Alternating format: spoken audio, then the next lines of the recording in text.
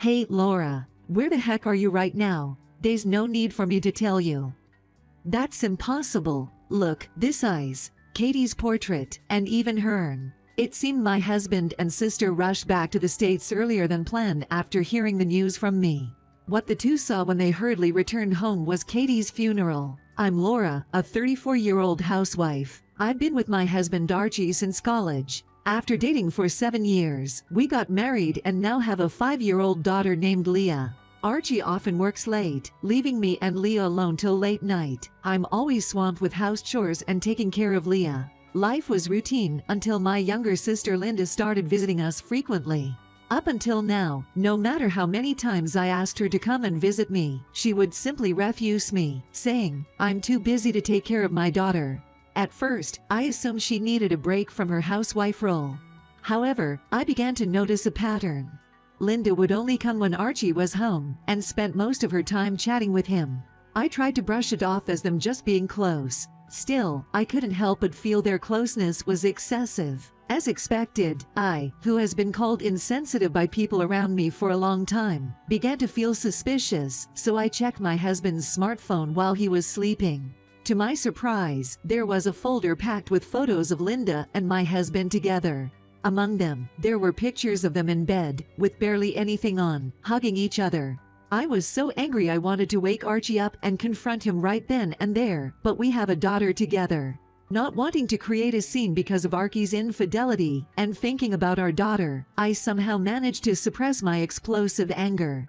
However, now that I knew, I couldn't pretend I didn't. Instead of confronting Archie, I gently told Linda, "I'm sorry, I'd rather you not come to our house anymore."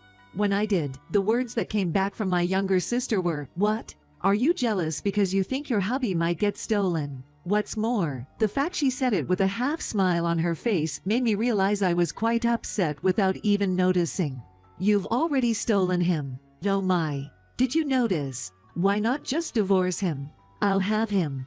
"Stop joking. I'm serious. Don't you realize that you're becoming an old lady? What? Just look at yourself. Even when Archie's home, you don't wear makeup or dress up. You're turning into an old woman. I'm busy looking after our young daughter and doing all the housework. I don't have time to worry about myself. I have a daughter younger than Leah too, you know.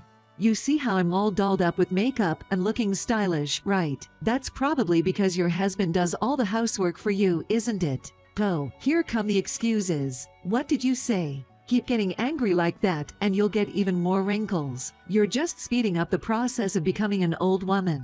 The more she said, the more I realized she was just trying to provoke me.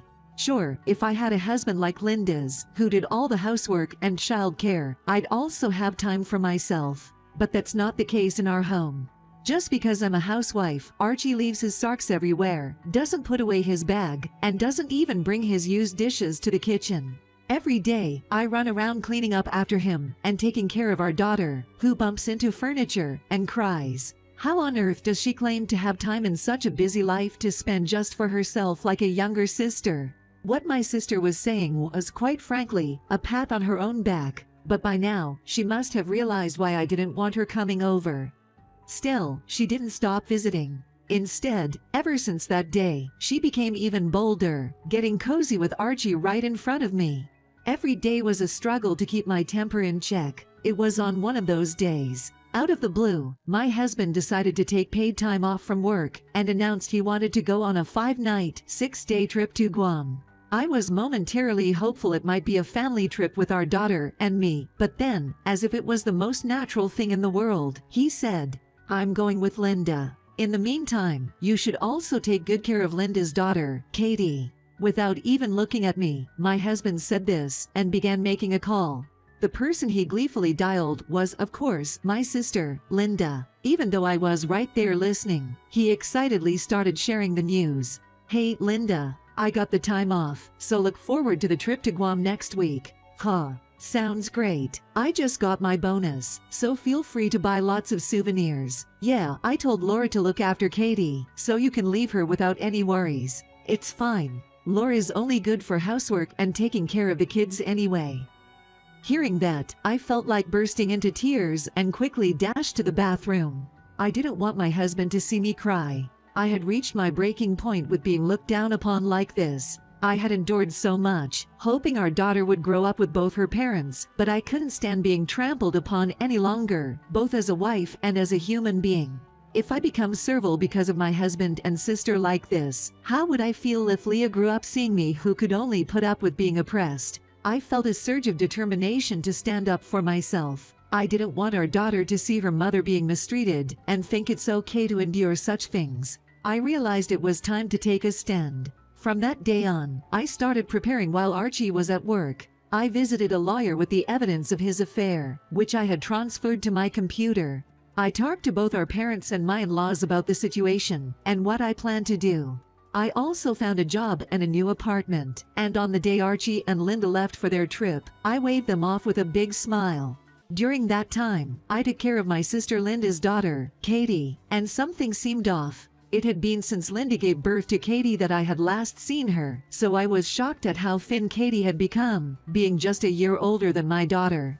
The clothes she was wearing were too small and looked as if they hadn't been washed in ages. Her hair was all sweaty and sticky, and parts of her skin were dark with dirt. Having a warm meal, taking a warm bath, and sleeping in a cozy bed seemed like luxuries to her.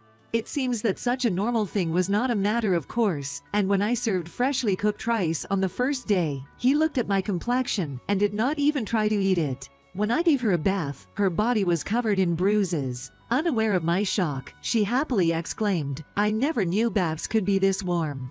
It seemed like she was always given cold baths, and when I washed her hair and body, she looked puzzled, asking, "What are you doing?" She probably hadn't been bathed properly before. After the bath, when I changed her into pajamas, Katie was overjoyed. "Cute clothes. Can I really wear these?" "Yes, honey. I bought them especially for you." "Oh, thank you. I can't believe someone like me gets something so nice." Once again, I was taken aback. I couldn't believe a 4-year-old would be so mature in expressing gratitude. Even my almost 5-year-old daughter could barely say thank you. While my daughter was at preschool, I decided to ask Katie about her home life. Given how different her reactions were from my daughter's, I could only think of one possibility. "Hey, Katie. Yis. How's life at home? Does your dad take care of you?" "And no. I'm always alone." "Alone? Yeah. My mom and dad are always away." "Do you know what they're doing?" "I don't know. But every time they come home, they get mad at me." "I'd rather be alone." "I see." I couldn't bring myself to ask her any more questions. There was no doubt in my mind. It's clear that Katie has been neglected by my sister and brother-in-law. No, even worse than that. Apparently, she had been crying without me knowing, and it was Katie who quietly handed me a nearby cloth. Katie, with a sad look on her face, asked me, "Are you hurt somewhere? Are you okay?" I'm fine. Just got something in my eye." Despite being so young, and probably having faced more hardships than me, Katie was more concerned about me than herself. I couldn't help but embrace her small frame. Katie looked at me with a puzzled expression. She probably hadn't been hugged like this before. I faced Katie and asked her seriously, "If you're okay with it, would you like to be my daughter from today?" Really?" "Of course. Do you like staying with Auntie and Leah?" "Yes. I love it, even more than my dad and mom, way more." Katie beamed with joy and spread her arms wide to show her happiness. When I hugged her small frame again, this time Katie hesitated but eventually hugged me back. From there, my actions were swift. I took Katie to the hospital to get a medical report for her injuries, and then reported my sister and brother-in-law's child neglect to Child Welfare Services. I immediately went to a law firm to discuss custody of Katie and filed a petition with the court. By evening, I had moved to a new apartment with Leah and Katie. My sister called from her vacation, oblivious and cheerfully. Without any clue about what had transpired, she chirped, "Hey sis, everything good? You taking care of things? What do you want?" "I'm sunbathing on the beach right now and was just killing time." "Oh really? Thanks for taking care of Katie. You're so carefree even when I say your daughter has passed away." What did you just say? Your daughter Katie is gone. Come on, stop joking around. If you think so, check it out for yourself when you get home. Wait a sec. Ignoring my visibly shaken sister, I hung up the phone. The next afternoon, when my cell phone rang loudly, I answered it, pretending to be unaware. Furious yelling could be heard from the other end. "Hey, Laura, where the heck are you right now? There's no need for me to tell you." "That's impossible. Look, this eyes, Katie's portrait, and even her urn." It seemed my husband and sister rushed back to the States earlier than planned after hearing the news from me. What the two saw when they hurriedly returned home was Katie's funeral. There, my parents, dressed in black and wiping away tears with handkerchiefs, were present, as were my in-laws. "What's going on? I told you to properly take care of Katie, didn't I? I'll sue you for this." "Shut up, Eek." The one who yelled even louder was my mill. My husband and sister let out a short scream and shrank back. We heard everything from Laura. "What are you talking about?" My parents reprimanded my feigning sister. "You didn't properly take care of Katie, did you?" "No, that's not true. I did take care of her properly. If you had, this wouldn't have happened. First of all, where were you guys during all this?" We were on, it was a business trip." "Oh, so Archie, Laura's husband, took Linda, Laura's sister, instead of Laura. We're family." "What's wrong with that? You two seem to be very close for just family." My Phil said as he scattered a pile of photos showing their affair that I had handed over in advance. Seeing this, my husband and sister froze, their eyes wide in shock. Realizing they couldn't make any more excuses, they both remained silent. So, I decided to speak to them. "Take a look inside the urn." Hearing my words, my husband and sister exchanged glances and hesitantly reached for the urn. When they peered inside, they pulled out a piece of paper with a shocked expression. "This is a divorce paper." "Where are the ashes?" "That's in place of her ashes." "Huh? What do you mean?" "That means Katie, Linda's daughter, is dead." "No, but this." As my sister was speaking, Katie approached my side. "Mom, let's make some cookies with Leah." "Sure, honey, just give me a moment, okay?" "Katie, wait, she's right there." "Katie, she's here." "Then she's alive." "Katie, Mom's back." "Come on, Katie."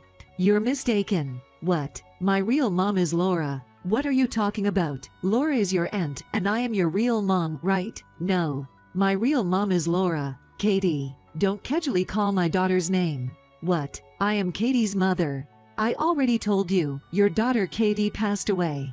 "She's not dead. She's right there. The one here was reborn as my daughter, Katie.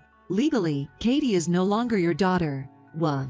Then what about the child support? What will happen to it?" I was utterly disgusted that the last thing on her mind was money.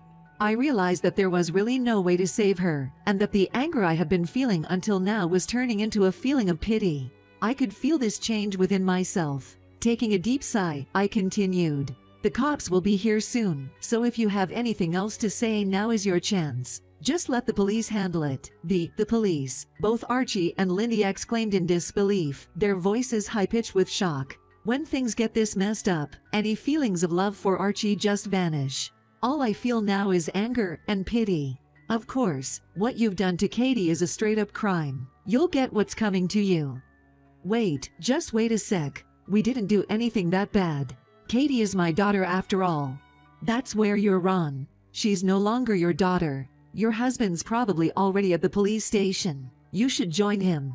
Wait, I've got no part in this, right? You, come here." Taking my cue, my mill silently handed an envelope to Archie. His face turned pale as he opened it and started to sweat even more. "Compensation money. For the long-term, malicious infidelity. We're taking this to civil court." "Wait, it was all Linda's idea. She pushed me into it." "Really? You're the one who took her up on it." "I never wanted any of this. Linda forced me into it. I'm the victim here. You're just trying to save your own skin, huh? If one goes down, you both do. This is all your fault. You're the one who made me do it." "Laura will understand." Right. I don't want to understand. By the way, I've already signed the divorce papers. Now, you just need to sign them and submit them to the city hall." "What? You didn't realize? If I'm asking for compensation, obviously I want a divorce. After all this, now divorce. What about our daughter, Leah?" "Don't worry. I'll raise Leah and Katie just fine on my own. This has to be a nightmare." Face reality, and I'll be asking for the child support up front. That's too much. I mean, I am Heina's father. How can you? Frankly, they're better off without a father like you. You've no right to call yourself a parent, and the same goes for Linda. I don't want either of you showing your faces to our children ever again. It's not true. It's over. Oh God. Afterwards, the police, alerted by our parents, rushed over and took the two of them to the station. My husband faced civil charges, while my sister faced both criminal and civil charges. Although my sister was given probation, you know, you can't shut people up, and the incident became the talk of the town. I divorced my husband, who was sentenced to jail. I heard they had a falling out after some disagreements and eventually separated. To pay for the settlement, they had to sell their house, but the money wasn't enough. They tried to seek help from their parents, but were disowned. Somehow, they managed to borrow money to make the payment. Now, they're living in a cheap, run-down apartment and juggling multiple part-time jobs to make ends meet, according to my in-laws. As for me, Leah, and Katie, with the support of our in-laws and parents, we're now living peaceful and harmonious lives. Seeing the innocent, carefree smiles of our daughters, I think to myself, I hope they never grow up to be like those two. What goes around comes around.